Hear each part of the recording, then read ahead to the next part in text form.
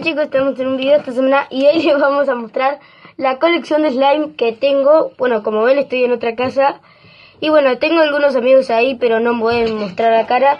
Así que bueno, vamos a mostrar la colección de slime. Esperen porque está un poco ahí. Bueno, el primer slime que tengo, perdón, me envió uno.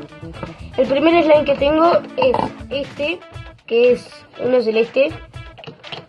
Bueno, vamos a prender.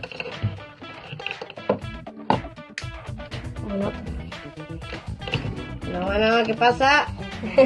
Bueno, ese es mi amigo Juan Cruz, que no le dejaron mostrar la cara, pero bueno. Está un poquito durito, pero bueno.